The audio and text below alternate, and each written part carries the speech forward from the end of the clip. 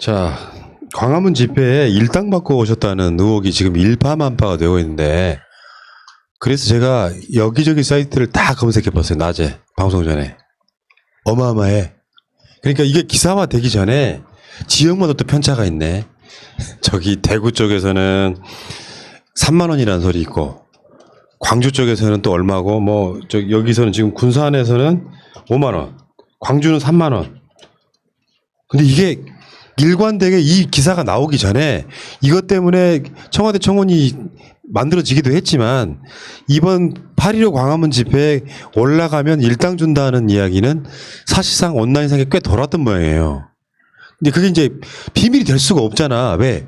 간 사람들한테 쉬쉬거릴 수는 있지만, 어이, 필승이 아버지, 광화문 가면 5만 원 준디요. 갑시다.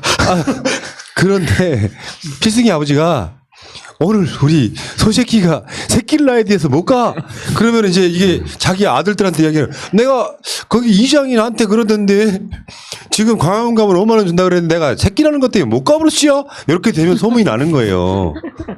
아니 대구도 옛날에 그런 말 많았어요. 광화문 갈 때 7만 원짜리도 있고 10만 원짜리도 있고 5만 원짜리도 있는데 저는 믿지 않으려고 해요. 설마 지역 그 차는- 차별하는 예. 식이더라고요. 지역을 차별하는 걸까요? 중간에 거강꾼이 돈을 떼먹는 걸까요? 왜 일당이 다 달라? 일당이 줬다는 사람을 못 봤으니까 나는 안 믿고 싶어요. 그냥 밥은 줬겠죠. 3만 원 주고 했겠지. 저는 이게 되게 믿음이 좀 가는 게 뭐냐면, 원래 바이러스성 질병의 가장 강력한 매개체는요, 현금이에요. 그 타액으로 우리가 비말 감염만 생각하는데, 현금을 통해서 이렇게 감염자가 얼굴 만지고 그걸 가지고 현금을 만져서 주면 이게 가장 강력한 매개체 중에 하나거든요. 이 매개체가 돼서 그래서 이렇게 빠른 속도로 아니, 던진 게 아닌가. 오해할까봐 옛날에 지방에서 촛불 깔 때 있잖아요. 우리는 돈 내고 갔어요. 거기도 금지가 뭐였냐면, 내놓은 게 뭐냐면 술 먹지 마라, 차 안에서. 절대 술 먹으면 촛불의 의미가 없어진다. 그러니까 술을 먹는 사람 못 갔어. 그리고 술 한 잔 안 먹고 단 한 명도 공짜로 간 사람이 없었어요. 우리는. 이런 스킬을 아셔야 됩니다. 이게 논란이 되니까 인솔했던 목사가 회비 걷어서 갔다 이야기를 하는데요. 정치의 행사나 이런 행사들을 보면은 회비를 형식적으로 걷어요. 그렇죠. 그렇죠. 만 원씩 실제로 걷죠. 비용이 들어가는 게 100만 원이라면 회비로 한 구색 맞추기 위해서 한 50만 원 걷어. 그럼 누군가가 50만 원을 진짜 제공한 사람이 있는 거야. 찬조라고 하죠. 그러니까 예를 들면 회비를 걷기는 걷되 그 뒤로 회비는 2만 원 걷고 5만 원은 지급하는 방식으로 해서 결국에는 아니 생각해봐, 지방에서 뭘 열불났다고 한 5만 명씩이나 이런 코로나 시대에 일당 안 주고 뭐 이득이 안 생기면 올라오는 사람이 얼마나 있겠어요, 솔직히. 우리 깨시민은 없는데 그쪽에 있는가 봐요. 난 희한하네, 그러니까. 그 태극기 무독 집회 때도 유모차 끌고 오면 뭐 일당 15만 원, 뭐 20만 원 주고 이런 것들은 보도가 됐었잖아요. 그 5만 원 벌려다가 구상권으로 억대를 내보내게 생겼네요. 자, 그러면 그 돈을 주는 세력은 누구일까 궁금하지 않아? 누가 줬을까? 자, 여러분들 학설을 한번. 첫 번째, 의견 제시할 사람. 누가 줬을까요? 지역의 토착의 돈을 쓰시는, 그리고 국가를 생각하시는 보수의 아이콘의 아저씨가 주겠죠. 뭔 말이야, 씨. 그러니까 뭐냐면 그 지역에서 이런 거 행사하고 싶은 사람이 있어요. 내가 돈을 스폰을 했다. 여기에서 내가 500만 원을 냈다 하는 것을 정치인이나 그런 데에 귀에 들어가고 하고 싶은 사람이 있는 거죠. 그 사람과 나의 엮기 위해서 내가 이번 광화문 집회에 1,000만 원 낼게. 합시다. 그렇게 하는 사람도 있다는 거죠. 분명히. 그러니까 저도 이렇게 보수나 그런 거나 보면은 그런 사람들이 있어요. 왜냐면 내가 내서 할게. 나는 그거 하고 나중에는 이권이나 그런 사람한테는 그 사람이 들어가져요. 1,000만 원 내고 1억을 버는데 내가 1,000만 원 왜 못 넣겠어? 하는 세력들이 있는 거죠. 그런 사람도 있을 수 있다. 첫 네, 번째. 두 번째. 그렇죠. 의견. 전 기업들 별이 세 개? 아, 잠깐만. 궁금증을 좀 갖고 방송을 준비해오면 안 되겠니? 이런 보도가 있으면은 도대체 누가 돈을 대지 안 궁금해? 오다가 보니까 별이 세 개 되게 반짝거리더라고요. 기업들이 그러니까 뭐 이렇게 별 3개가 유독 반짝이던데 정경련 쪽으로 해서 돈이 들어왔다고 판단하는 게 가장 합리적이지 않을까라고 생각하는 사람들이 있더라고요. 또 저도 기업들이 이런 보수 극우 단체들을 지원한다고 생각하니까 그쪽에서 돈을 댄다고 생각합니다. 저는 이렇게 일종의 카르텔이라고 보거든요. 예를 들어서 가장 저는 신빙성이 있는 게 일본 극우라는 설도 있어요. 요걸 이제 저팬머니에서 짠머니 이렇게 줄여서 부르는데 예를 들면 실제로 그런 사람들이 있잖아요. 우리나라에 들어와 있는 뉴라이트 계열의 사람들이나 그러니까 그냥 정광훈은 배우인 거죠. 배우.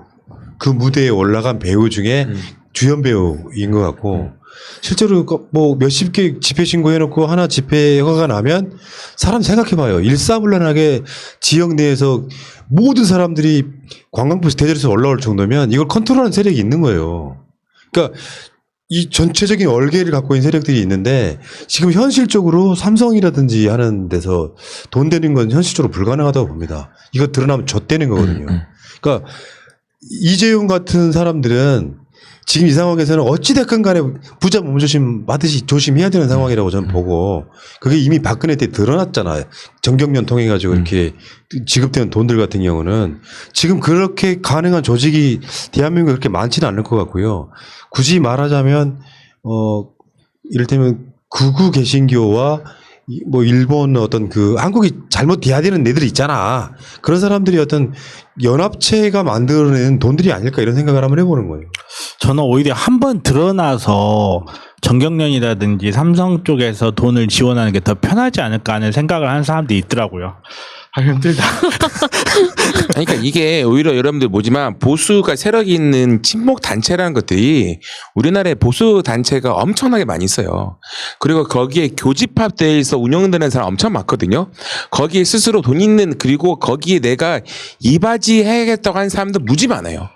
그 사람들한테 1,000만 원 내는 것은 아무렇지도 않은 거예요. 2,000만 원, 1,000만 원 내는 거 아무렇지 않고 너무나 많은 보수 단체들이 교집합되어 있다는 게 문제인 거예요, 다. 2,000만 원, 1,000만 원 내는 건 아무것도 아닐 수 있는데 예. 이게 이 정도 규모의 사람들한테 일당을 이 정도 주려면 1,000만 원, 2,000만 원. 아니야, 제 말 뭐냐면 그런 사람이 여러 명이 모이는 거죠. 내가 낼게 하는 거야. 그래도 그 사람들도 컨트롤해줘야 돼. 그렇죠. 그 사람들도 컨트롤해줘야 되니까. 그러니까 말 그대로 소규모 단위가 있고 중간규모 단위가 있고 정말 그렇죠. 헤드가 네. 있다 네. 이렇게 이야기. 그럼 우리가 궁금해하는 게 이 헤드가 누구냐는 거잖아요. 이 헤드가 누구냐라고 한 건데 그거 뭐 누군지 알 수는 없죠. 별 3개는 뭐. 그러니까 정광훈이라는 배우를 통해 가지고 문재인 정부의 방역을 흔들거나 다시 한번 말씀드리지만 8.15라고 하는 집회는 부동산 논란으로 문재인 정부의 지지율이 막 떨어졌을 때 거기에다가 결정타를 가하기 위한 행사였단 말이에요. 그렇죠. 그러면서 이제 방역 실패라는 것도 가져와야 문재인 정부가 잘하고 있는 것이 또 하나가 무너지는 어떤 그 시점이었기 때문에 문재인 정부가 무너져야만 되는 세력들이 그 누군지는 우리가 확실하게 얘기할 수는 없지만 조직적으로 움직였다라고 보는 게 맞을 것 같죠. 그게 그 아까 말한 극우 개신교를 포함해 가지고 근데 그런 부분이 있다니까요. 아무리 그걸 그러니까 지금 내가 봤을 때 밖으로 드러난 본부가 없는 거예요. 정광훈은 무대에 올라갔고 사랑제일교회가 전체 주도했다고 보기도 어려워요. 근데 각 지역에서 일당 축제 올라가자 선동해가지고 아무리 작아도 버스, 관광버스 막 여러 대씩을 다 끌고 올라올 수 있는 걸 총 컨트롤할 수 있는 HQ가 어디냐 여기에 대한 거는 수사를 통해 밝혀야 된다고 생각합니다. 그리고 저는 이렇게 너무 심한 상상일지는 모르겠는데 제가 생각했던 최악의 시나리오는 사실 그거였어요. 그러니까 8.15 집회가 있고 사실 그때 이미 의사협회 집파업 이야기 나왔었잖아요. 8.15 집회에서 코로나 어느 정도 퍼지고 있는데 그거를 정부 당국에서 모르고 있었다. 그랬었다면 만약에 의사협회 파업해가지고 의사협회 파업하는 현장에서 한 명이라도 감염자 나왔다고 한번 생각해보세요. 그러면 질병은 질병대로 퍼져버리고 의료진은 완전히 셧다운 돼버리는 그런 최악의 상황이 생겨버리는 거거든요. 정말 그때는 컨트롤도 안 돼요. 의사들이 2주 동안 격리돼야 되는 그런 상황이 생겨버리는데 근데 정광훈이 확진 판결을 받아버리고 그리고 나서 이렇게 의사들 이렇게 말 그대로 순진한 의사들 이들이 이렇게 개인 방역을 강화하고 결국은 이렇게 모여서 하는 시위가 취소되면서 거기까지 이르지 못했는데, 그러니까 제가 하고자 하는 말은 뭐냐면 단지 극우 기독교 쪽만 컨트롤할 수 있는 사람이 아니랄 거라는 거죠. 그쪽만 컨트롤할 수 있는, 그러니까 뭔가 정말 헤드쿼터가 있다면 단지 극우 기독교 쪽만 헤드쿼터 할 수 있는 게 아니고 말 그대로 의사협회라든지 기존의 극우적인 성격을 가진 모든 곳에 대해서 어느 정도 일정한 영향력을 줄 수 있는 사람. 그러면 이렇게 생각할 수 있는 조직이 3개밖에 없어요. 별 하나, 별 둘, 별 셋. 저는 이 3개밖에 모르겠어요.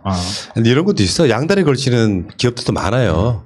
그러면서 이쪽에다가 돈 지원해주고. 근데 문제는 이게 어떤 악의성이 보이고 능동적인 행태가 보이는 거예요.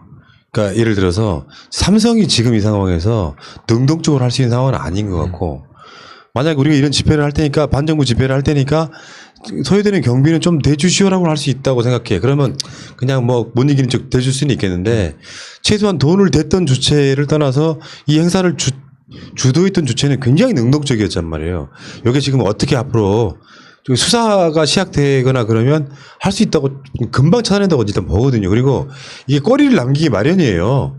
예를 들어서 이게 돈의 흐름 같은 걸 보면 있잖아. 관광버스 회사에다가 지급하는 돈, 그리고 회비를 얼마를 걷었는데 그 관광버스비는 얼마 정도 되는지 이런 것들을 조사하고 그걸 누가 결제했는지 돈 흐름 보면 금방 찾습니다. 그러니까 이게 범죄로 보고 누군가가 고소고발하고 그러면서 이게 밖으로 드러날 가능성이 높은데, 청와대 청원 올라갔으니까 한번 추세를 한번 봅시다.